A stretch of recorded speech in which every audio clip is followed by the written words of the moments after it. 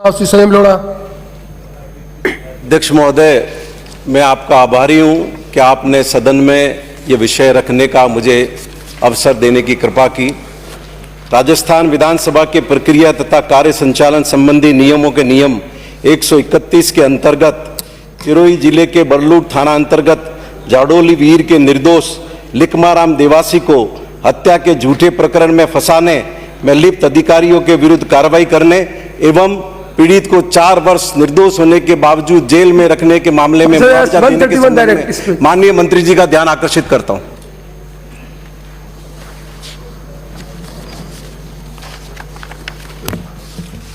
अध्यक्ष महोदय,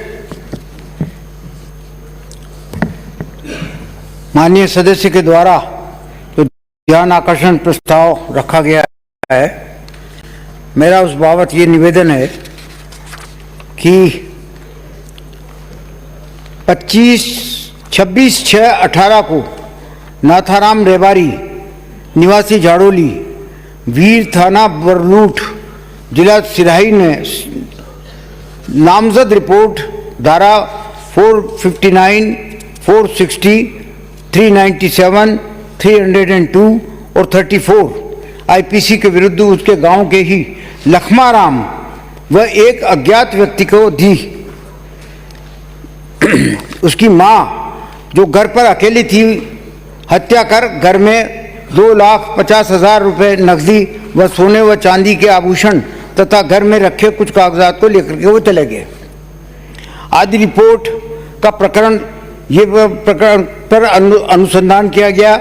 अभियुक्त लखमाराम पुत्र हरिराम जाति रेवारी झाड़ोली वीर थाना बरलूट को गिरफ्तार किया जाकर के 6/6/18 को न्यायालय में पेश किया गया।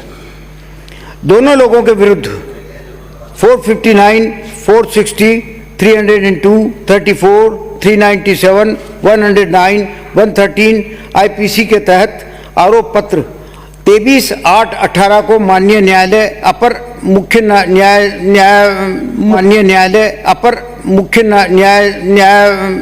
न्यायिक मजिस्ट्रेट सिरोही के न्यायालय में पेश किया गया। तत्पश्चात महानिर्देशक एटीएस और एसओजी जयपुर के पत्र दिनांक 3/5/19 के माध्यम से प्रकरण में अग्रिम अनुसंधान किया गया। दोनों एजेंसीज के द्वारा अनुसंधान किया गया। उपलब्ध साक्ष्य व अनुसंधान 4 अन्य मुलजिमों को धारा 459, 460, 302, 34, 397, 109, 113 ये आईपीसी में गिरफ्तार किया जाकर के न्यायिक अभिरक्षा में भेजा गया। शेष अभियुक्त हंसाराम के विरुद्ध धारा 173(8) सीआरपीसी के तहत में अनुसंधान जारी है।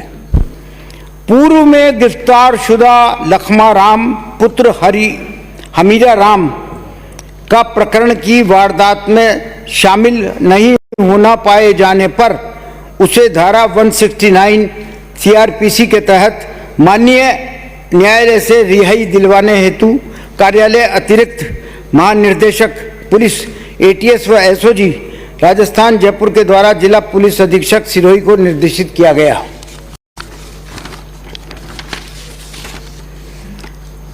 बरलूट थाना अधिकारी तथा अनुसंधान अधिकारी द्वारा ट्रायल कोर्ट माननीय सेशन न्यायालय सिरोही में 9/12/20 को प्रार्थना पत्र पेश किया गया, जिसकी सुनवाई 19/12/20 को हुई, जिसमें माननीय न्यायालय सिरोही द्वारा उक्त रिहाई का आवेदन पत्र खारिज कर दिया गया। प्रकरण में गिरफ्तार अभियुक्त लिखमाराम रेवारी की माननीय उच्च न्यायालय जोधपुर में बात सुनवाई अभियुक्त को जमानत पर रिहा करने के आदेश दिनांक दिनांक 17/1/22 को जिला कारागार सिरोही से जमानत पर है। अभी हाल ये है कि लिखमाराम को गिरफ्तार क्यों किया गया, किन कारणों से गिरफ्तार किया गया और कौन लोग थे वो जो गिरफ्तारी में जो इन्वॉल्व थे, उसके बाबत गिरफ्तार करने वाले लिखमाराम को गिरफ्तार करने और न्यायालय में चालान प्रस्तुत करने वाले पुलिस अधिकारी के विरुद्ध विभागीय कार्रवाई के संबंध में अतिरिक्त पुलिस अधीक्षक सिरोही द्वारा प्राथमिक जांच करवाई जा रही है। प्राथमिक जांच रिपोर्ट प्राप्त होने पर नियमानुसार दोषी पुलिस अधिकारियों के विरुद्ध विभागीय कार्रवाई की जाएगी। माननीय अध्यक्ष महोदय, मैं आपके माध्यम से मंत्री महोदय से निवेदन करता हूं कि घटना स्थल पर घटना के दिन ही मौके पर एसपी आ गए थे। एसपी के निर्देशन में गिरफ्तारी हुई, चालान हुआ, फिर एडिशनल एसपी लेवल का अधिकारी अपने एसपी के खिलाफ जांच करेगा क्या? और दूसरा, जिस अधिकारी ने गिरफ्तार किया, जिस अधिकारी ने चालान किया, उसकी सरकार को सब जानकारी है। आपकी पुलिस ने पट्टों से ठोक ठोक कर, जूतों से ठोक लाठियों से ठोक कर, टट्टी थाने में करवाकर हत्या के मुकदमे में निर्दोष आदमी से दस्तखत करवा दिए, और अब आप मुआवजा देने की घोषणा नहीं कर रहे। एक नौजवान के 4 साल आपकी सरकार ने खराब कर दिए। ये तो मैं धन्यवाद दूंगा अशोक गहलोत को कि जिन्होंने मेरी प्रार्थना पर एसओजी से जांच करवाई और दूध का दूध और पानी का पानी हो सका। मैं आपके माध्यम से विनती करूंगा कि आप मुआवजे की घोषणा करें, अधिकारियों के खिलाफ कार्रवाई की घोषणा करें। कौन अधिकारी दोषी है, ये बगैर जांच के कैसे तय किया जा सकता है? आपने कहा कि साहब मौके पर एसपी भी पहुंच गया। मौके पे तो पता नहीं कितने आदमी पहुंचे होंगे पुलिस के, एसपी क्यों पहुंचा हुआ? और भी कई पहुंचे होंगे, तो क्या सबके खिलाफ कार्रवाई हो जाएगी? सवाल यह है कि अनुसंधान किसने किया? अनुसंधान में अगर मान लीजिए अनुसंधान के बाद में भी उसने दोषी पाया गया और फिर एसओजी ने जो अनुसंधान किया उसमें उसको निर्दोष पा लिया गया, तो सवाल उस पर उठता है कि आखिर ये हुआ तो क्यों हुआ, कैसे हुआ? उसके लिए ये जांच बिठाई गई है। ये जांच कोई एसपी के खिलाफ नहीं बिठाई गई है, ये जांच उसके उस थाना अधिकारी के खिलाफ और अनुसंधान अधिकारी के खिलाफ, उनके खिलाफ जांच बिठाई गई है। और मैं आपसे फिर यह निवेदन करना चाहता हूं कि सरकार की मंशा किसी भी निर्दोष को कोई किसी प्रकार की सजा दिलाने का कोई इरादा नहीं है। अगर इरादा होता तो क्यों हम जो है अदालत में ये पेश करते कि साहब ये इसको जो रिहा कर दिया जाए, इसका केस विड्रॉ कर दिया जाता है। विड्रॉ नहीं हुआ, किसी टेक्निकल कारण से विड्रॉ नहीं हुआ, क्योंकि गवाहों के बयान चालू हो गए थे। गवाहों के चालू होने पर जो है न्यायाधीश ने कहा कि इस वक्त इसका ये विड्रॉ नहीं हो सकता। लेकिन सरकार की मंशा तो ये थी कि उसको वाकई उसकी जांच आपके कहने पर, आपने तो सीबीआई की जांच मांगी थी, मुख्यमंत्री जी ने एसओजी की जांच दी, एटीएस की जांच दी, उससे आप सेटिस्फाई हो गए और उसके बाद जो है जांच हुई और जांच में भी उसको निर्दोष पाया गया। ये भी बात सही है। यहाँ पर भी आप सेटिस्फाई हो गए कि हाँ निर्दोष पाया गया। अब सवाल ये आता है कि किस प्रकार से उसको गिरफ्तार किया गया, इंटेंशन था या नहीं था गिरफ्तार करने वाले का। मेन बात वो है कि क्या तो ये मेलिफाइड तो नहीं है। अब इस बात की जांच तो होनी चाहिए ना कि क्या मेलिफाइड है या नहीं है, इंटेंशन था या उसका गलत इंटेंशन था या नहीं था। इस बात की जांच के लिए मैं आपसे कहता हूँ 7 दिन के अंदर अंदर इसकी जांच करवा ली जाएगी। आप सुनना नहीं चाहते मंत्री, मैं नहीं करूंगा। प्लीज आप सुनिए, आप करो, don't want to hear it, बंद करता हूं मैं। ये गलत तरीका, बिल्कुल प्रश्न में पूछे और जवाब नहीं सुनना चाहे। आखिर आपने इस विषय को उठाया है और एक निर्दोष की मदद करने के लिए उठाया है। मैं तो आपको धन्यवाद देता हूं इस बात के लिए कि आपने एक अच्छा इश्यू आपके एरिया का उठाया। सवाल यह है कि जब तक जांच नहीं होती कि उसका इंटेंशन क्या था, हो सकता गलती से भी हो जाता है, कई बार इनोसेंटली हो जाता है, कोई भी काम नहीं करना चाहते लेकिन फिर भी हो जाता है, भूल चूक में हो जाता है। तो इन बातों की जांच तो होगी ना।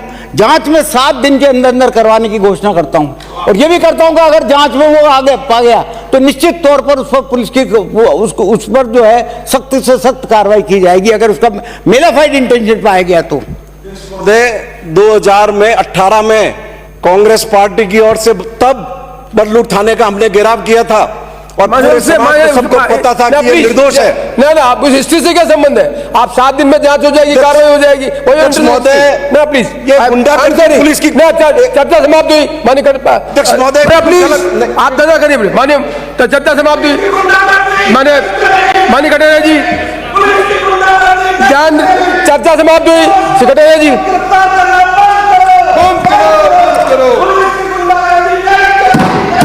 माननीय सदस्य I will explain. I will name you. Don't. You have no right to do it. माननीय सदस्य, I will throw you out. I will throw you out. अरे प्लीज, ये घर का काम नहीं है. माननीय सदस्य, अपने मन से नहीं चलेगा हाउस. आपके मन से नहीं चलेगा. Marshal, throw him out. Throw him out. I will not allow it. I will not allow it. I will not allow it. I will not allow it. I will not allow it. माने पुनिया